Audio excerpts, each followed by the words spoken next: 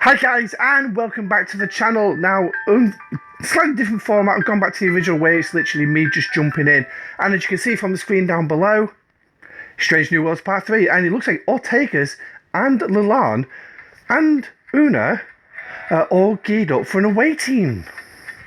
Now what does that mean? And Hamner is there, so guess what? By the looks of this, Hamner's coming in. So this is going to be your normal format. I have not read the notes. This is the first time I've cracked them open. So, and as you can tell by the time on the far side of the screen as well, it is 09:18, so yes, just a little bit in. So, honestly, I do apologise for any noise that comes from the background as well. My kids are at home, so which means if they're going to bounce around, they're going to bounce around. There's not a lot I can awfully do about that. But it looks like Discord's also blowing up as well. So, let's crack on, shall we? So if we just get access to the link. Did that work? Did I hit the right button? I don't think oh yeah, I hit it. Here we go. Patch notes 45. Yes, it's Strange New Worlds Part 3. It's the final part of this incredibly unique arc. So let's just say Strange New Worlds has certainly not lived up to everyone's expectations. But then again, I think this was kind of just dropped on Scopely because Strange New Worlds was being released. But at least we've got Deep Space Nine coming up starting next month. Touch wood. According to Mr. Eccleberry, it should be a certain station near a certain wormhole. So, but yeah. So let's crack on, shall we? Now, as you can see, it's going to be a slightly better screen. So, and also good news as well, my new phone's coming today. Yes. So which means I'm going to get that up and running, and hopefully, again, touch wood, I'll be able to get videos back going as well. And as you can see already, a new ship. So that must be what that is there in the picture. The Mantis. Ooh, is it a praying mantis? We don't know. We'll find out in a minute. So let's crack on. Welcome to Part 3, Commanders. As we continue the journey of Captain Pike and his crew as they investigate a series of horrifying experiments carried out on sentient life forms across the galaxy. Build a brand new ship, the Mantis, the strength with your Bond Syndicate in the new Syndicate expansion. Ooh, Syndicate expansion. So let's check out the notes below. Now, I'm just going to say off the top, anybody who's caught Rev Juice's video that he did last night, which is the new faction credits video, which was developed by Innes, a new Google spreadsheets. Massive shout out to Innes, I hope I've pronounced it right, for such a brilliant spreadsheet that we can actually use to track how much credits we should be getting. But Rev Juice is not entirely, he's not bouncing off the walls. So it kind of puts a bit of a down on what we're going to see here, but we can only see. So the new Mantis is a new hostile killer ship with powerful ability, venomous puncture, that can target the enemy ships. Acquire the Mantis and hunt action hostiles in a new gameplay loop that rewards Strange New World shards and Syndicate XP. The Mantis will be available for commanders level 33 and above. So it looks like it's going to be a new specialty ship. So just based on that. So learn more, obviously, to learn more about our newest fleet edition, check out the frequently asked questions on the link just above the screen's picture. So let's have a quick look at this ship. So, well, it doesn't look like a Mantis, does it? It's not got the legs. Yeah. So, is it the praying mantis that the female kills the male right after? Yeah, I think it was. But anyway, Syndicate expansion there. So let's carry on. Oh, there he is. I did say Hamner should be coming. So there he is right down the bottom. But before we get to him, Syndicate XP, a feature expanding, incorporating 10 new levels and significant benefits. All commanders will be able to progress up the Syndicate to level 35 and unlock meaningful buffs, increased reward payouts, and a new Orion officer, Maverick, and highly available building buffs resource generators. Ooh, are the generators going to start coming back into a bit of use? So, Generators A and B will provide powerful buffs at levels 30, 33 and 35 respectively. Oh, I can get all them. But what's the betting they're going to be paywalled? It's a new feature. I bet this new shit, the Mantis, has gone up there. I bet that's paywalled as well. We will only see in game. So, power steel, increase ship's hull health. Titanium, increase ship shields. And dilithium increases ship damage. What the What the? Why would the resource generators improve ships? The resources. It better should be increasing the load that they can hold. Not... only Scopely would do something like this. But anyway, let's proceed onward. So Hamner, your new officer. He's an epic officer. I don't expect to source him quite so easily this month. Officer's ability, retrofitted weapons. Increases the venom drop by hostiles by X percentage. And below deck. Oh, he's a below deck officer. Telepathic resolve. Increases the base health of all officers by Y%. Why have I got a funny feeling I'm never going to use him on below deck? He's just going to be an officer. So, now I can't tell you if he's going to be an engineer. I should think so.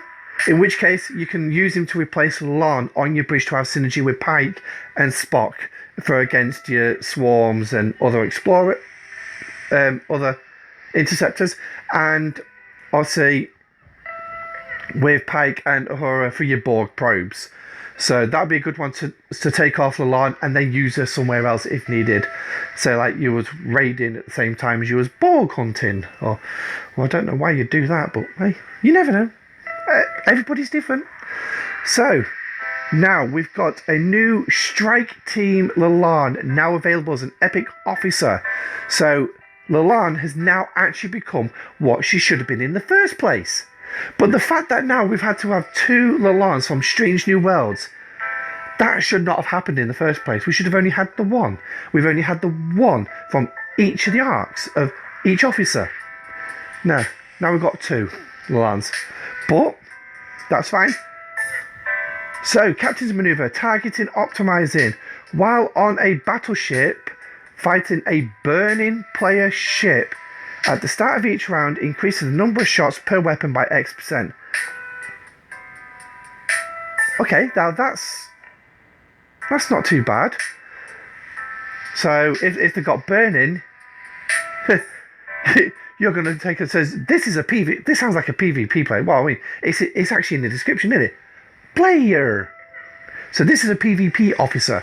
So while it was a PvE arc, we've got a PvP player. Oh, character even. Officer's ability, shield backdoor.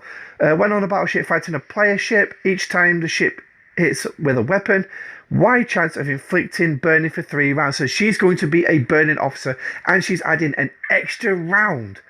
Now, obviously, check out Ripper's STSC.space for the X's and the Y's and the Z's, because I'm hoping this backdoor, shield backdoor, this is going to be a whopper. But the one thing is I'm still yet to see is an officer that actually fights traders. They've still not done it. Is Una going to be it? Is that rear Una down the bottom? Is she going to be it? Well, guess what? No! She's a PvP player officer again. So when in combat against a player explorer, increasing officer stats, and that's team profiling. Officer's ability, crush their hopes while on a battleship, fighting a player ship, decrease their shield mitigation by Y% each round. So, pairing these two up will be a fantastic combination.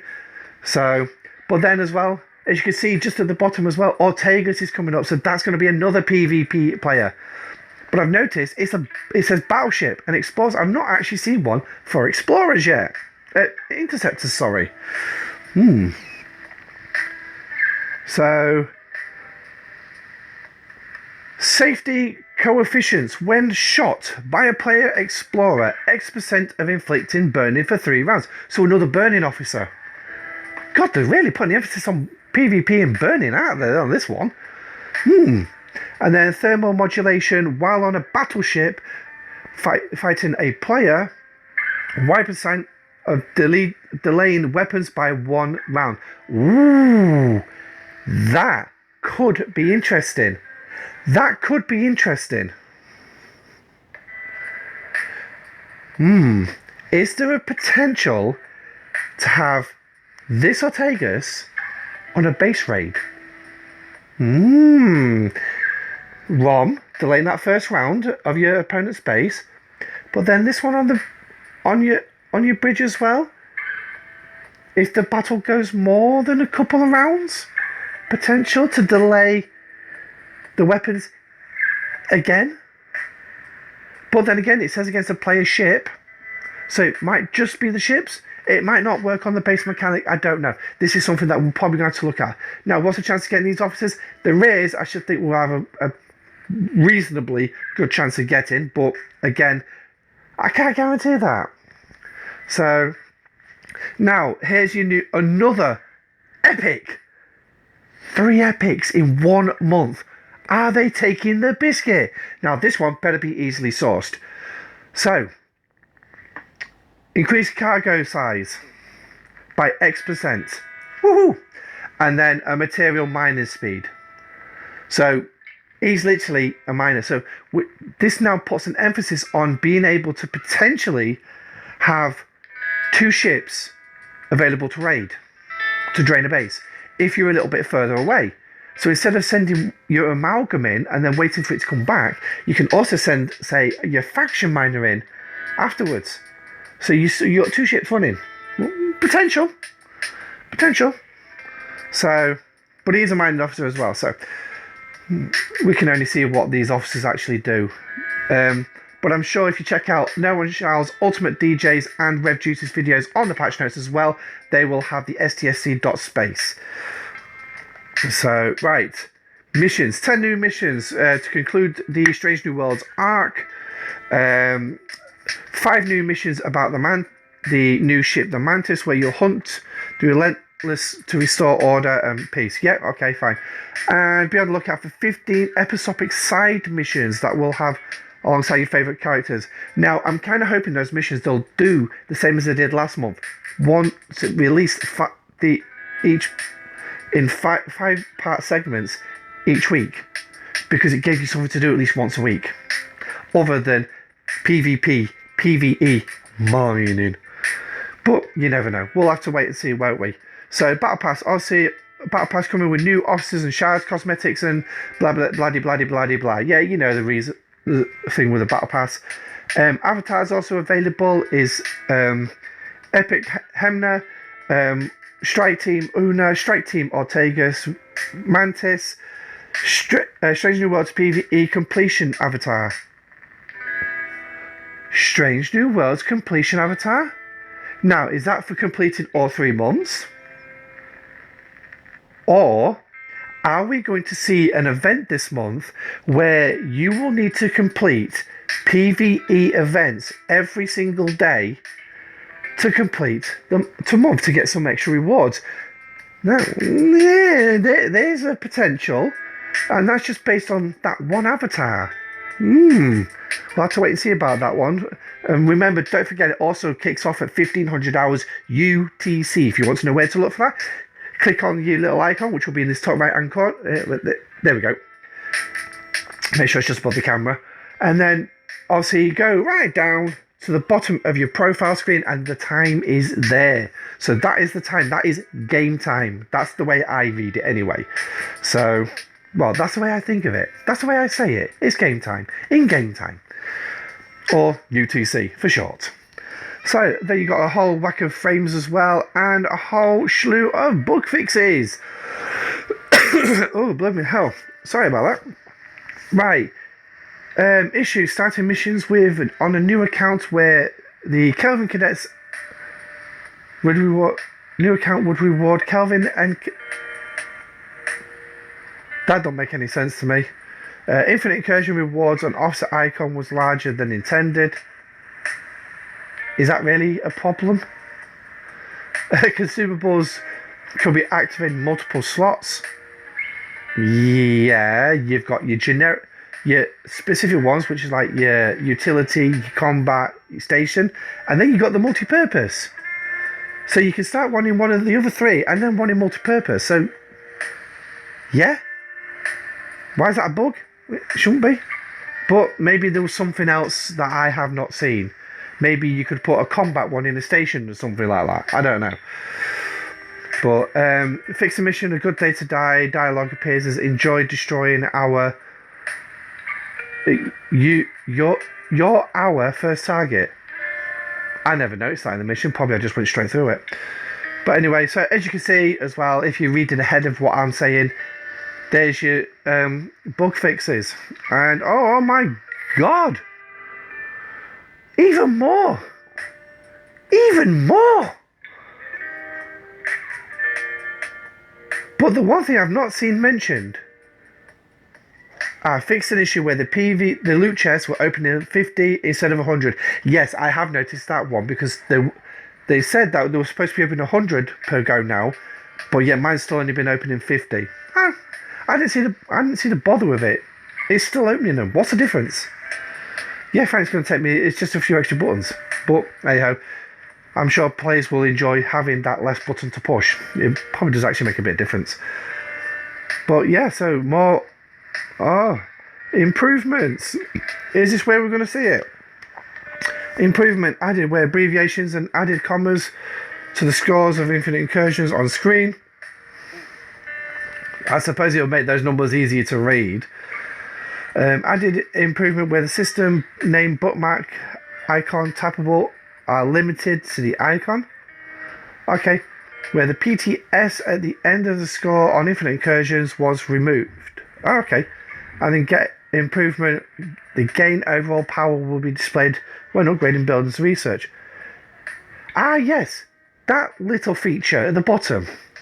If anyone's noticed that when you do your research and powers, there's a new box at the bottom which was just reading zeros in brackets and everything. A power increase. That is a good feature to add because then it will help you when you're doing things like domination and the mega domination, as I like to see it as. You can see what increment you're going to get, so you can work out your points for buildings and everything a hell of a lot better. It makes sense. They've got it for the officers to show the increase and everything. So, but yeah. Anyway, that's the patch notes.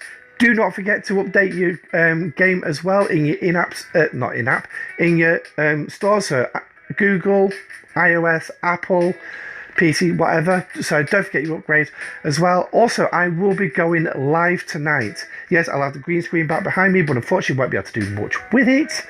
I am attempting to try and get Streamlabs on, but unfortunately my first attempt on it, it just made it look like it was a bloody massive tunnel with a reflection all the way through. So it didn't work properly. So I will be working on that to hopefully improve the live streams as well. But I will be going live tonight around between 21:30 and 20:30 and 21:30 UTC.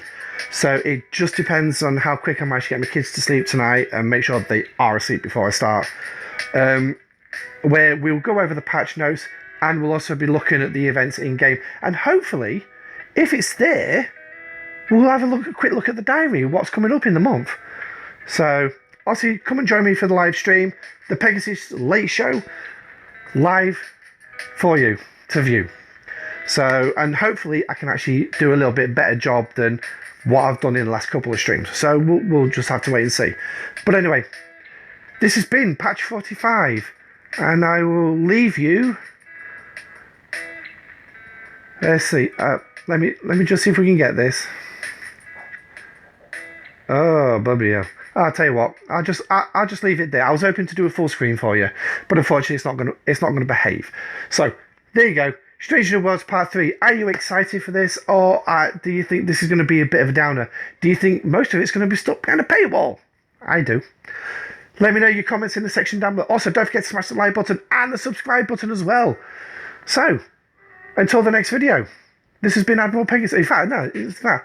Until the live show, this has been Admiral Pegasus saying stay safe and live long and prosper and enjoy your day. Goodbye.